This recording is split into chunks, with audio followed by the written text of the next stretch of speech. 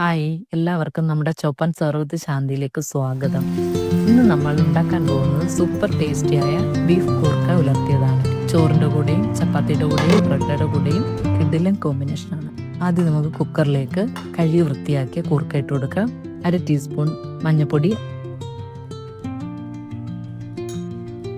1/2 teaspoon ഉപ്പ്, 1/2 glass വെള്ളം ഒഴിച്ച് നന്നായി ഒന്ന് യോജിപ്പിച്ച് നമുക്ക് അടച്ചു വെച്ച് കുക്കറിൽ വേവിച്ചെടുക്കാം.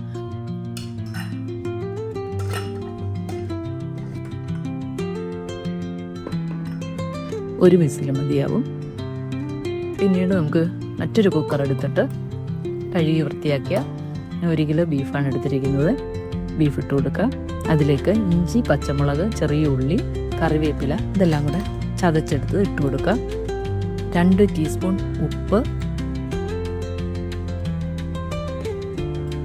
1 ടീസ്പൂൺ മഞ്ഞൾപ്പൊടി, 1 ടേബിൾ സ്പൂൺ എരിവുള്ള മുളക് പൊടി, 1 ടേബിൾ സ്പൂൺ കാശ്മീരി മുളക് പൊടി ഇതെല്ലാം കൂടെ നമുക്കൊന്ന് ചേർത്ത് പുരട്ടി കുക്കറിൽ അടച്ചു വെച്ച് വേവിക്കാം. ഇനി നമുക്കൊരു പാൻ വെച്ച് വെളിച്ചെണ്ണ ഒഴിച്ചു കൊടുക്കാം. കടുകിട്ട് കുറച്ച് തേങ്ങാക്കൊത്ത് ഇട്ട് കൊടുക്കാം.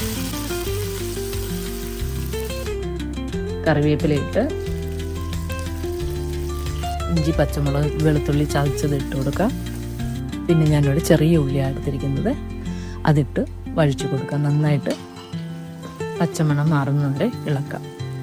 ഇനി ഇതിലേക്ക് മഞ്ഞൾപ്പൊടി, മുളക് പൊടി, ഗരം മസാല എല്ലാം ചേർത്ത് ഒന്നും കൂടി നന്നായി മൂപ്പിക്കാം.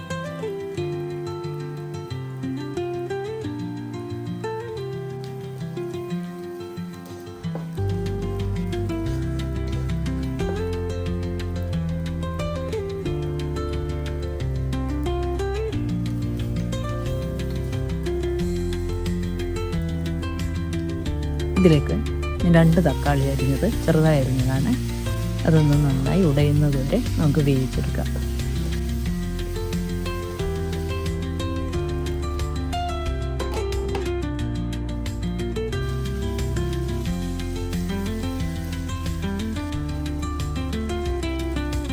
ഇനി നമുക്ക് വേവിച്ച് വെച്ചിരിക്കുന്ന കൂർക്ക ആദ്യം ഇട്ട് കൊടുക്കാം.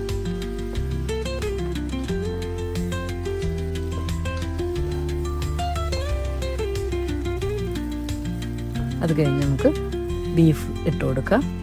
രണ്ടും കൂടി ഒന്ന് നന്നായി യോജിപ്പിച്ചെടുക്കാം. ചെറിയ തീയിൽ വെള്ളം മുഴുവൻ വറ്റി മസാല നന്നായി പിടിക്കുന്നത് വരെ നമുക്ക് ഉലർത്തിയെടുക്കാം.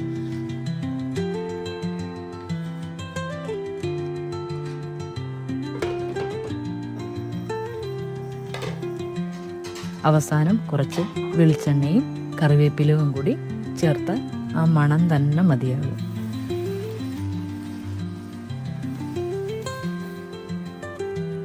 അപ്പോൾ നമ്മുടെ കിടിലൻ കൂർക്ക ബീഫ് ഉലർത്തിയത് ഇവിടെ റെഡി ആയിട്ടുണ്ട്. ഈ റെസിപ്പി നിങ്ങൾ ട്രൈ ചെയ്ത് നോക്കണം. ഇഷ്ടമായാൽ കമൻറ്റിൽ അഭിപ്രായം പറയാൻ മറക്കല്ലേ. വീഡിയോ ഇഷ്ടമായെങ്കിൽ ലൈക്ക് അടിക്കൂ, ഫ്രണ്ട്സിനും ഫാമിലിക്കും ഷെയർ ചെയ്യൂ. ഇനിയും ഇതുപോലുള്ള ടേസ്റ്റി റെസിപ്പികൾക്കായി ചോപ്പൻ സർവത്ത് ശാന്തി ചാനൽ സബ്സ്ക്രൈബ് ചെയ്യാനും ബെല്ലൈക്കൺ അമർത്താനും മറക്കല്ലേ. അടുത്ത റെസിപ്പിയുമായി വീണ്ടും കാണാം.